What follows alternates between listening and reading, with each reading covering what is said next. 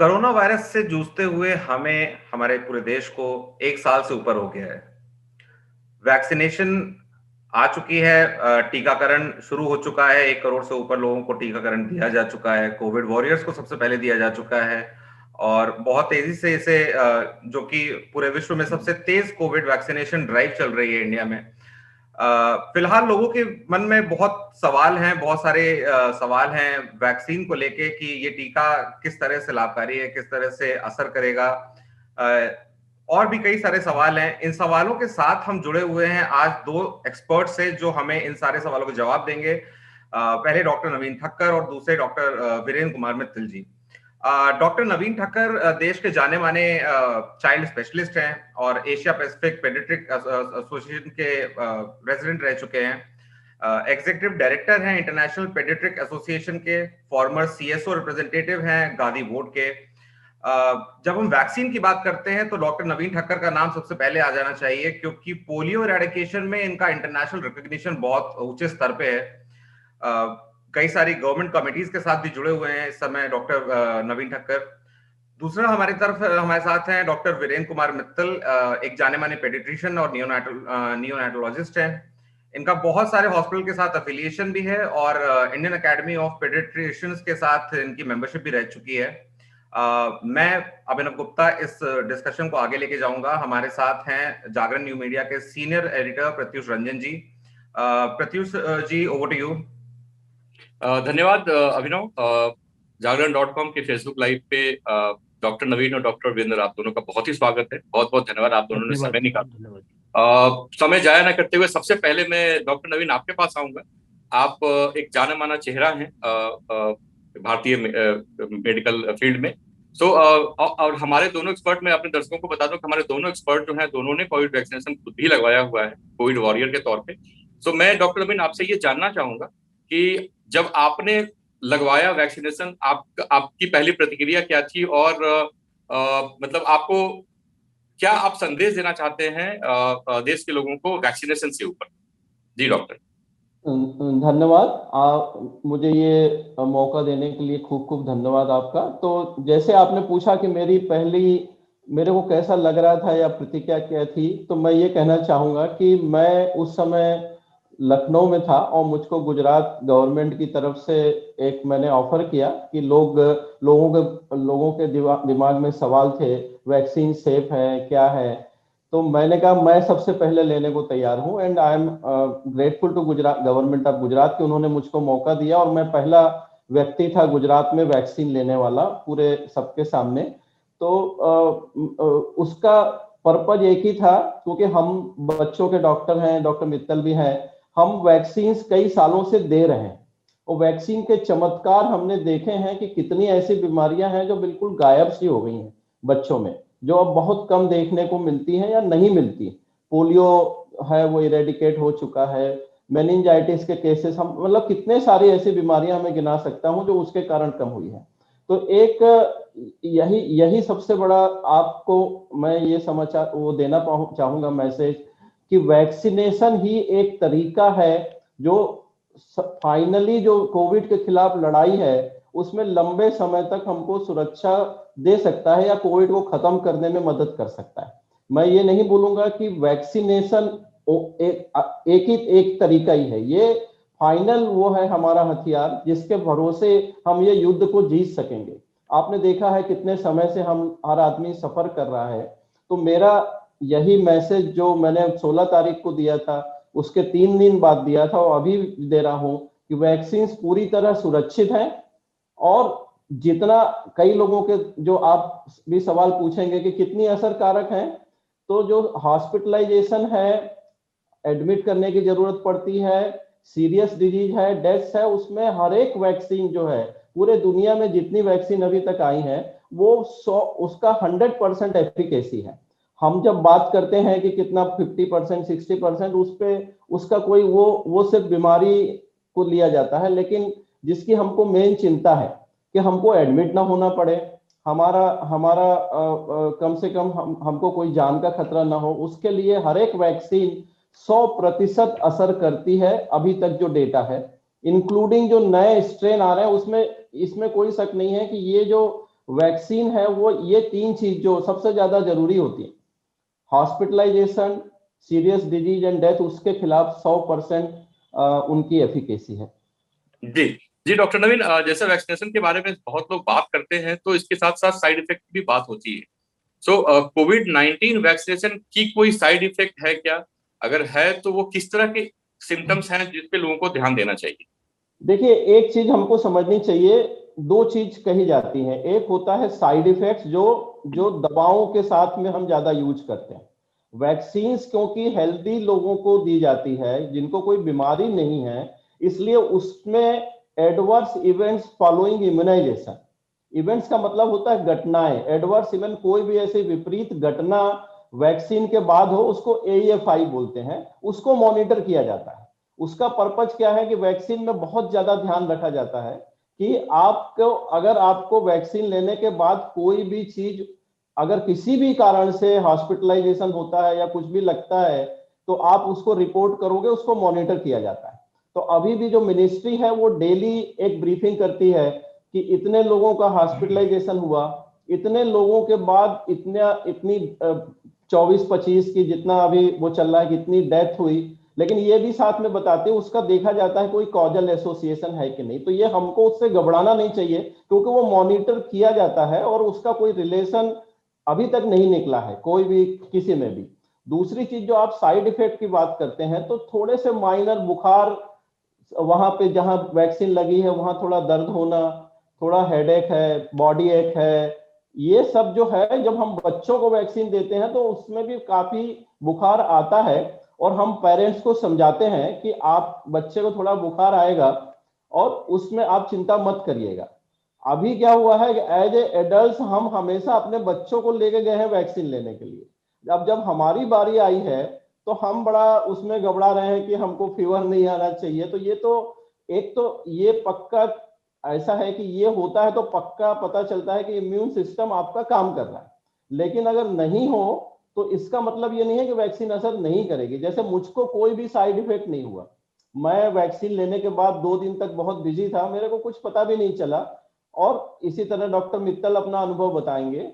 तो मतलब दोनों में फर्क, साइड इफेक्ट्स अगर माइनर होते हैं वो कोविड बीमारी का जो असर होता है, किसी को भी जो है लंबे समय तक चलती है, पूरे शरीर में, ब्रेन से लेके पूरे शरीर में किसी भी अंग को बहुत ज्यादा खराब असर कर सकती है, एडमिट होना पड़ता है और कई मतलब डेथ भी बहुत की कुछ होती हैं। तो इस उससे ये थोड़े साइड इफेक्ट लेके एक जो उसके खिलाफ सुरक्षा, उसके जो खिलाफ सुरक्षा मिलती है हमको, उसका कोई कंपैरिजन ही नहीं है, उसका कोई मुकाबला ही नहीं है।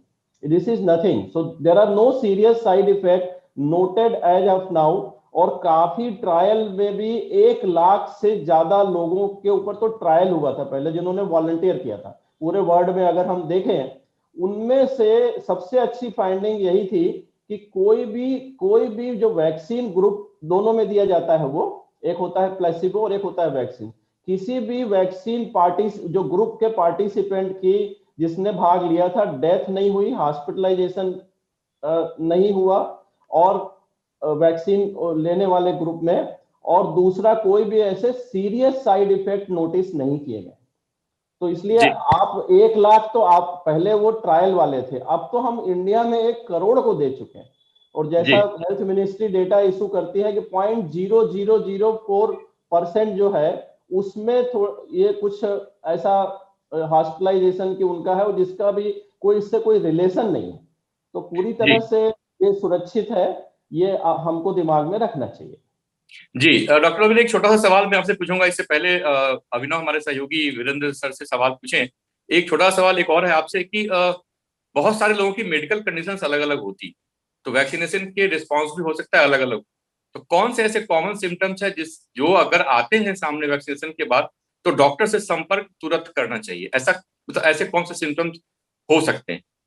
देखिए, एक तो सबसे पहला होता है जो लोगों को डर होता है कि तुरंत में कोई रिएक्शन की एनाफाइलेक्सिस एलर्जी तो नहीं होगा। इसके लिए सरकार ने ये पहली बार है कि आधे घंटे तक आपको ऑब्जर्वेशन में रखा जाता है, उसके बाद आपको छुट्टी दी जाती है। और अगर आपको, अगर मान लीजिए बुखार आता है, हेडेक होता है, वो भी आप रिपोर्ट करोगे तो आप देखोगे तुरंत उसका उन लोगों की तरफ से इंक्वायरी आती है। लेकिन अगर आपको कोई भी ऐसी चीज लगती है बाद में, तो आपको रिपोर्ट करना चाहिए। उसके दो फायदे हैं कि एक आपको मदद मिलेगी और एक लॉन्ग टर्म जो उसका डेटा है वो इकट्ठा होता जाएगा कि भाई और क्या क्या हो रहा है। तो इसीलिए आपको कुछ भी लगता है, जैसे आपने सही बोला कि यंग लोगों में थोड़ा बुखार और हेडेक, थोड़ा ठंडी लगना ये ज्यादा होता है 2 दिन तक। 2 दिन से ज्यादा मैंने नहीं देखा जितने लोगों से बात हुई या वो है कि किसी को तकलीफ हुई हो। एल्डरली लोगों में जो बड़े हैं, जैसे मेरी 63 ईयर उम्र है, मेरे को नहीं पता चला ऐसे बहुत जितने बड़े लोगों में और कम रिएक्शन आते हैं। तो मतलब जो जिसको आप बोलते हैं माइनर साइड इफेक्ट्स वगैरह है वो बहुत कम आते हैं। तो आपको रिपोर्ट करना चाहिए, गवर्नमेंट उसको नोट करती है और आपको तुरंत मदद भी मिलेगी और एक उसका वो संग्रहित होता जाएगा कि क्या क्या लोगों को फील हो रहा है। जैसे आप बोल रहे हैं कि इतने बड़े पैमाने पे रोल आउट चल रहा है, आप जितना रिपोर्ट करेंगे उतना मदद मिलेगी उसको उसका इकट्ठा करने में और समझने में। और अगर कोई सेफ्टी सिग्नल्स अभी तक नहीं आए हैं, आते हैं तो वो भी पकड़ने में मदद मिलेगी। उसमें क्या होता है कि जैसे कई लोग एक ही तरह का रिपोर्ट कर रहे हैं कि ऐसा हो रहा है ऐसा हो रहा है, तो उसको हम लोग बोलते हैं क्लस्टरिंग है। अगर क्लस्टरिंग है कुछ ऐसा, तो उसमें आदमी उसमें देखता है कि क्या कोई और कारण, मतलब कुछ रिलेशन तो नहीं है। जी जी थैंक यू सर। इससे पहले कि हम अगले सवाल की तरफ बढ़े वीरेंद्र जी के साथ, मैं अपने दर्शकों को जो अभी अभी हमारे साथ जुड़ते जा रहे हैं इस लाइव सेशन में, मैं बताना चाहूंगा कि वैक्सीनेशन से जुड़े सभी सवालों के जवाब के साथ हम लोग आज जागरण डायलॉग्स के अंदर डॉक्टर नवीन ठक्कर जी, जाने माने देश के जाने माने चाइल्ड स्पेशलिस्ट हैं, और डॉक्टर वीरेंद्र कुमार मित्तल, वो भी बहुत ही जाने माने पेडिट्रिशियन है, इनके साथ जुड़ा हुआ हूँ। तो अगला सवाल मैं वीरेंद्र जी आपसे पहले पूछना चाहूंगा कि वैक्सीनेशन के बारे में बहुत सारे लोगों को अभी उस हद तक नहीं पता है, पूरी जानकारी नहीं है। पहले तो आप ये बताइए कि वैक्सीन जो है वो किस तरह से काम करती है, पहला किस तरह से रिस्पॉन्ड करती है बॉडी में, इसके बारे में बताइए प्लीज। सर देखिए, वैक्सीनेशन जो है ये एक बहुत ही पुराना टाइम से चला आ रहा है। अपने यहाँ वैक्सीनेशन बच्चों में पर्टिकुलरली अपन करते आ रहे हैं, एडल्ट में भी वैक्सीनेशन होता है। और अब जब चूंकि कोरोना महामारी आई है, तो कोरोना वैक्सीन जब से आया है तब से लोगों में बहुत ही जागरूकता है कि भाई कोरोना वैक्सीन के बारे में जाने कि वैक्सीन कैसे काम करती है, वैक्सीन जब हम देते हैं उसके बाद बॉडी में क्या रिएक्शंस होती हैं। तो बेसिकली अगर मैं सिंपल भाषा में आप समझाना चाहूँगा कि जब भी अपन वैक्सीन लेते हैं तो बेसिकली क्या है कि 2-3 तरीके होते हैं जिस तरह की वैक्सीन होती हैं, और 2-3 तरीके से बॉडी रेस्पॉन्ड करती है। तो वैक्सीन जब हम देते हैं बॉडी में, तो वैक्सीन के लिए देने के बाद में बॉडी में 2 तरह की हमारी सेल्स होती हैं, जिनको हम बोलते हैं टी सेल्स और बी सेल्स। कुछ जो वैक्सीन हैं वो टी सेल्स को रिएक्टिवेट करती हैं, कुछ सेल्स जो वैक्सीन हैं वो बी सेल को रिएक्टिवेट करती हैं। तो बेसिकली वैक्सीन के थ्रू हम क्या करते हैं, जो वायरस होता है, सपोज करो हम कोरोना वायरस की बात करें, तो कोरोना वायरस को मान लो हमने बॉडी में इंट्रोड्यूस किया, जो कि वायरस किल्ड हो सकता है। बेसिकली एक ऐसा वायरस है जिसको हमने खत्म कर दिया ताकि वो इन्फेक्शन नहीं कर सके बॉडी में, और उस वायरस को हमने बॉडी में इंजेक्ट किया। अब वो बॉडी में इंजेक्ट करने के बाद हमारे बॉडी की 2 तरह की सेल्स हैं, बी सेल्स और टी सेल्स, जो कि प्रोटेक्टिव सेल्स हैं। तो वो सेल्स क्या करती हैं कि उसके अगेंस्ट, उस वायरस के अगेंस्ट में एंटीबॉडीज बनाती हैं। तो एंटीबॉडीज का जब लेवल बहुत हाई हो जाता है 2 डोज के बाद में, तब कोई भी अगर नेचुरल वायरस, जैसे मान लो कोरोना वायरस जब अटैक करेगा बॉडी पे, तो वो जो एंटीबॉडीज हैं वो उस वायरस के अगेंस्ट में काम करेगी और उसको मल्टीप्लाई नहीं होने देंगी। प्लस जो टी सेल्स होती है, उनका काम होता है कि जैसे ही वायरस बॉडी में एंटर करता है, उस वायरस को वो डिस्ट्रॉय कर देती हैं और वो वायरस अपना इफेक्ट नहीं कर पाता। इस तरह से जो वैक्सीन होती हैं वो बेसिकली जो है बॉडी को प्रोटेक्ट करती है फर्दर इन्फेक्शन होने के लिए। अब शरीर में मान लो एंटीबॉडीज अच्छे तरह से अगर मान लो वायरस के अगेंस्ट में बन जाते हैं, तो वो प्रॉपर तरीके से उसको अगला जो भी इन्फेक्शन होता है कोरोना वायरस का, उसको वो प्रोटेक्ट कर सकती है। तो basically this is the simple way जिस तरह से अपनी हमारी जो बॉडी है वो किसी भी वायरस के, किसी भी कीटाणु के अगेंस्ट में काम करती है, कोई भी वैक्सीन। इसी तरह से नेचुरल वे में भी काम करती है। जैसे मान लो अगर किसी ने वैक्सीन नहीं लगाया है और कोई वायरस गया, तो वायरस को डिस्ट्रॉय करने के लिए जो हमारी बी सेल्स हैं और जो टी सेल्स हैं वो काम करती हैं। लेकिन अगर मान लो वायरस स्ट्रॉन्ग है तो नेचुरल तरीके से वो उसको डिस्ट्रॉय नहीं कर पाती, तो इन्फेक्शन हो जाता है। बट वैक्सीन के बाद में इतनी सारी एंटीबॉडीज बन जाती हैं कि वो जो भी वायरस, जिस मात्रा में भी वायरस जाता है, वो उसको डिस्ट्रॉय कर पाए। सो दैट वो उसको इन्फेक्शन क्रिएट नहीं कर पाता है। This is the simple way जिस तरह से हमारी बॉडी काम करती है। जी। बहुत सारे रीडर्स का सवाल है हमारे जी। पास कि वैक्सीन के 2 शॉट क्यों जरूरी है? एक Yes. शॉट में वैक्सीन क्यों नहीं काम कर पाती? 2 शॉट जरूरी क्यों है उसके पूरे असर के लिए? ओके, देखिए क्या होता है, जैसे वैक्सीन की स्टडीज के बाद में मान वैक्सीन की जो स्टडीज होती हैं उसके बाद फाइनल जब ट्रायल्स होती हैं उसके बाद डेटा निकल के आता है कि किसी भी वैक्सीन की 1 डोज जरूरी है, 2 डोज जरूरी है, 3 डोज जरूरी है, या उसके बाद उसका बूस्टर जरूरी होता है। तो जो कोरोना वैक्सीन की स्टडीज हुई हैं, जो ट्रायल्स हुई हैं, अगर हम जितनी भी वैक्सीन की बात करें, चाहे वो हम कोवैक्सीन की बात करें, कोविशील्ड की बात करें, स्पुतनिक की बात करें, फाइजर की बात करें, तो सारी वैक्सीन के डेटा में एक बात क्लियर हुई थी कि हमारे को सेकेंड डोज की रिक्वायरमेंट है। किसी वैक्सीन की स्टडी में आया था कि 1 महीने के बाद रिक्वायरमेंट है, किसी की वैक्सीन की स्टडी में आया था कि सेकेंड डोज हम 2 महीने के बाद भी दे सकते हैं। सो सेकेंड डोज की जरूरत क्यों पड़ी, बूस्टर की जो जरूरत क्यों पड़ी? तो जो स्टडीज हैं, डेटाज हैं, उसके हिसाब से ये होता है कि हमने पहला वैक्सीन दिया, पहला वैक्सीन के बाद जो मेमोरी सेल्स हमारे बॉडी में डेवलप हुई, जो टी सेल्स डेवलप हुई, जो एंटीबॉडीज डेवलप हुई, वो इस मात्रा में डेवलप हुई कि 1 महीने के बाद जब हमने उसका इफेक्ट देखा तो देखा कि एंटीबॉडीज की मात्रा है शरीर में कम हो गई है जी। और वो प्रोटेक्टिव लेवल पर नहीं है।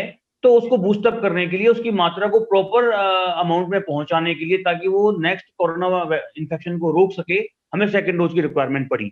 सपोज करो कि मान लो वैक्सीन हमें किसी पर्टिकुलर मात्रा में चाहिए 100, तो हमने देखा कि 1 डोज के बाद जो वैक्सीन की मात्रा बनी 35%, अब वो 1 महीने के बाद धीरे धीरे धीरे धीरे कम होते हुए 25% पहुंच गई।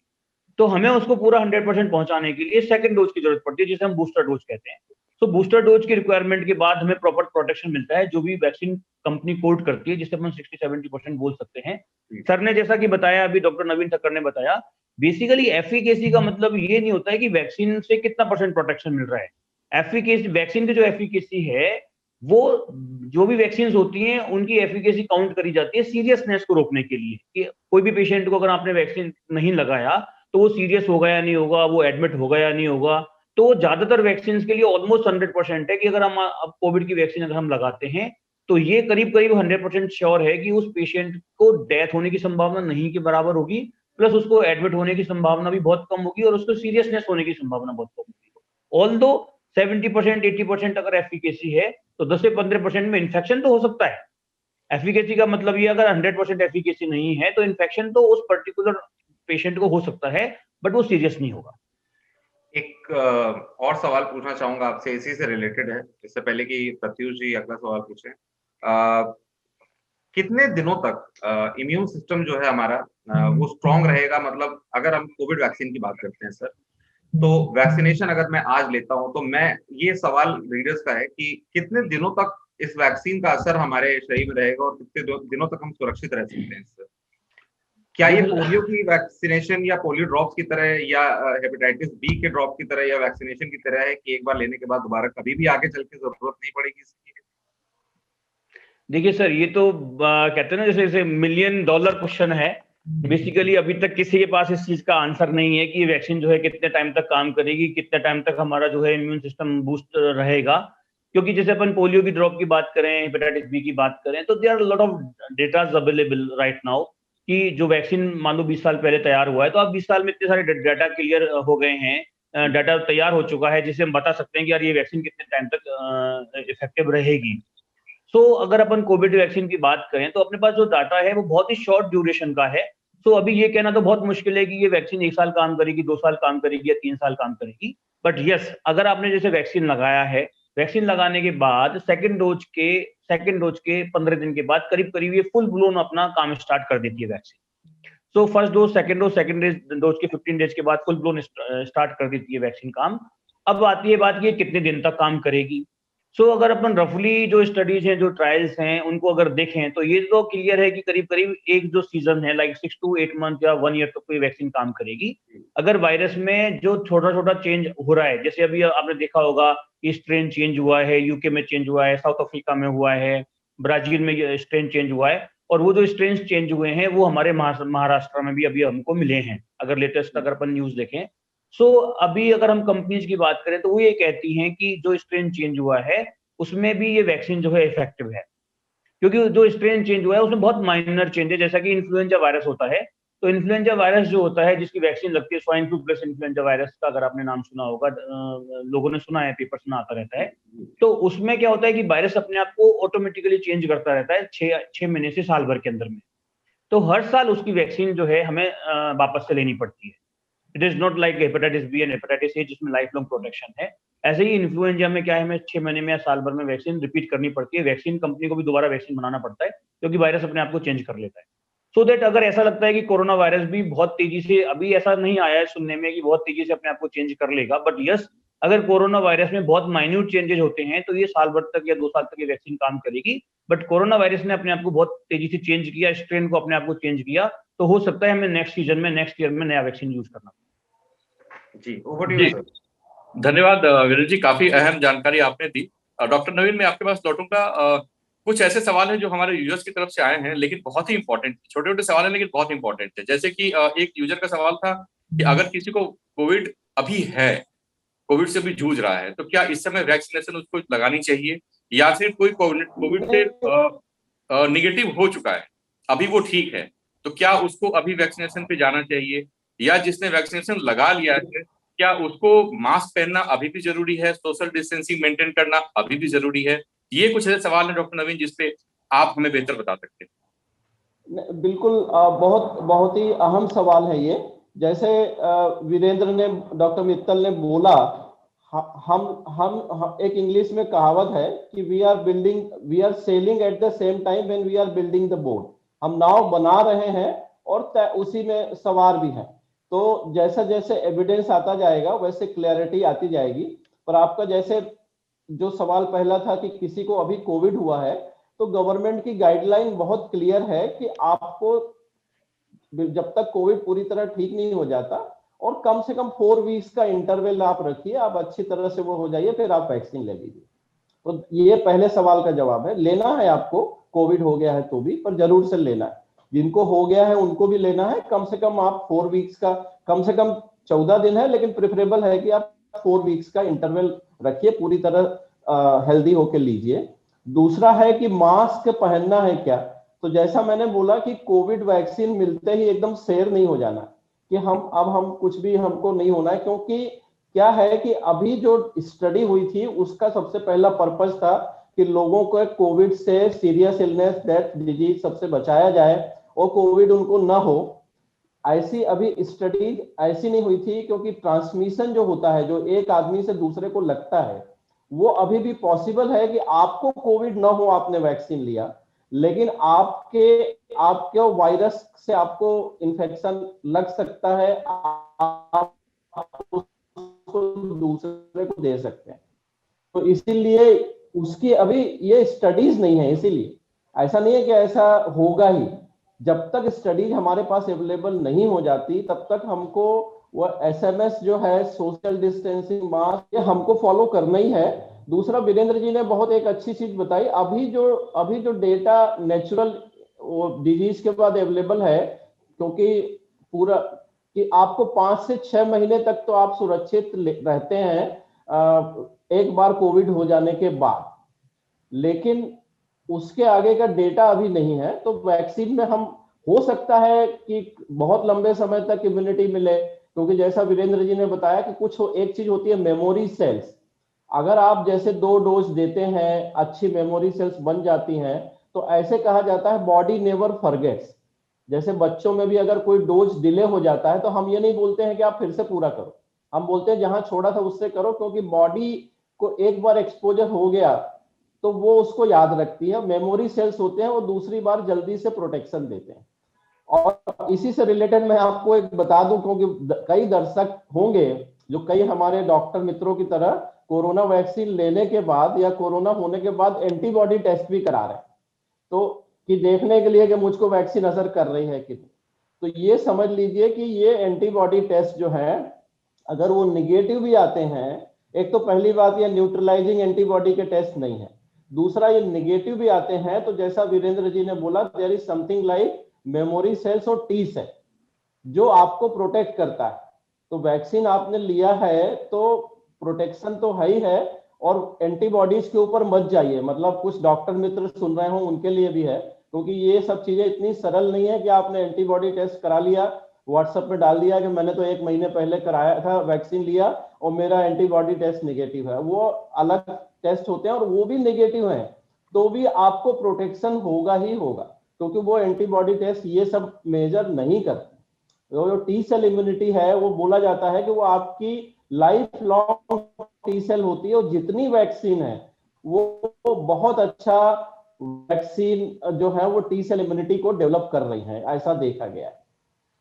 जी जी, आपने बहुत ही अच्छा बताया कि वैक्सीनेशन लेने के बाद ऐसा नहीं कि शेर बन जाना है, आपको सारी चीजें वैसे ही फॉलो करनी है जैसी गाइडलाइंस से बताई जा रही है।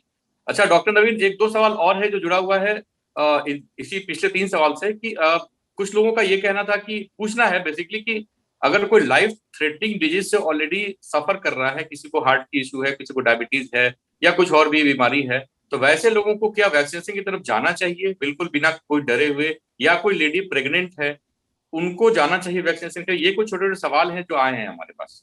जी,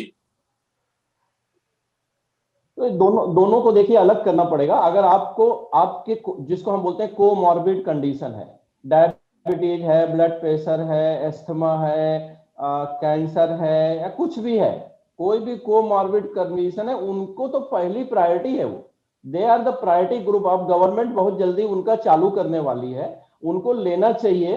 90 साल के लोगों को इंडिया में भी वैक्सीन दी गई है। तो पहली चीज होती है कि सेफ्टी की, तो कोई भी एज में सेफ है, इसमें कोई शक नहीं। जिसमें 18 साल के नीचे का हमारे पास अभी कोई ट्रायल का डेटा नहीं है, इसलिए रिकमेंड नहीं किया जाता, और उनमें बच्चों में सीरियस नहीं होता। हर एक को लेनी चाहिए। आपको कोई भी बीमारी है आप ले सकते हो। अगर आपको कोई प्रश्न है तो आप अपने डॉक्टर से पूछ सकते हो। दूसरी चीज, जिनको कुछ ऐसे ड्रग्स चालू है जिनको हम बोलते हैं इम्यूनोसप्रेसिव ड्रग, या जिनकी बड़ी उम्र है, उसमें सेफ्टी का इशू नहीं है, उसमें एफिकेसी का इशू है कि वो उतनी ज्यादा अच्छी असर शायद न करे। लेकिन जहां तक सेफ्टी का इशू है उसमें कोई इशू नहीं है। 90 साल 80 साल सबको, यहाँ इंग्लैंड में जो वैक्सीन हमको लग रही है, और दूसरा कोविशील्ड है, उसका इंग्लैंड में भी चालू है, बहुत ज्यादा दी जा, और कितने सारे देशों में चालू हो गई है, ऑस्ट्रेलिया में आजकल में होने वाली है, हमारे यहाँ है। दूसरा जो कोवैक्सीन है वो एक इनएक्टिवेटेड वैक्सीन है, जो 200 साल से हम जानते हैं कि ये टेक्नोलॉजी जो है बहुत ही सेफ और इफेक्टिव टेक्नोलॉजी है, तो इसलिए किसी भी तरह का इशू नहीं है। प्रेग्नेंट लेडीज और लैक्टेटिंग मदर का थोड़ा सा डेटा नहीं है, इसीलिए गवर्नमेंट ये कह रही है, और दूसरे यहाँ पे इंडिया में, कि उनको नहीं दी जाएगी, इसलिए क्योंकि हमारे पास डेटा नहीं है।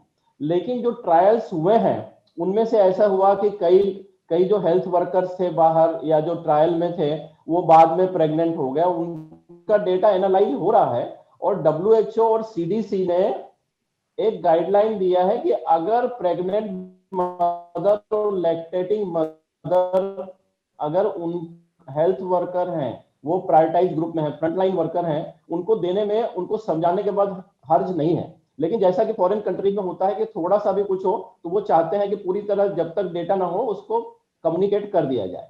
इंडिया में अभी रिकमेंडेड नहीं है, लेकिन अगर आपको वैक्सीन लग गई और ऐसा कोई वो नहीं है कि अगर वो कोई प्रेग्नेंट होता है या वो ऐसा है तो उसको कोई इशू है, ऐसा कुछ भी सजेस्टिव नहीं है कि वो उससे कोई नुकसान होगा। फिर भी because of lack of data अभी ट्रायल चालू हो रहे हैं, उसका हमको डेफिनेट आंसर बहुत जल्दी मिलेगा। जी डॉक्टर नवीन, अच्छा इसमें बच्चों को 18 साल से कम के बच्चों को भी अलग रखा गया है, तो इसकी कोई खास वजह कि बच्चों को अलग क्यों रखा गया है? कोई डेटा अवेलेबल नहीं है या उन पे भी ट्रायल नहीं हुआ है या फ्यूचर में होने की संभावना है?